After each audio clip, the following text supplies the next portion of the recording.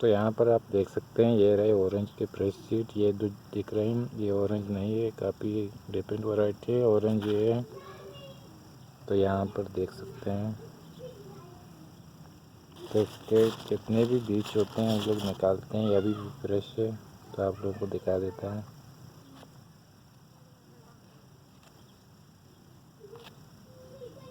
कुछ स्टाइल से काटना है।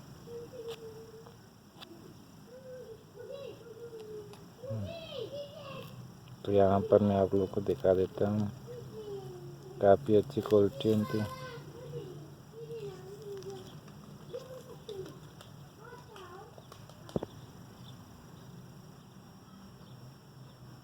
तो देख सकते हैं इसे, काफ़ी ज़बरदस्त क्वालिटी पे यहाँ पर मेरे पास मौजूद है।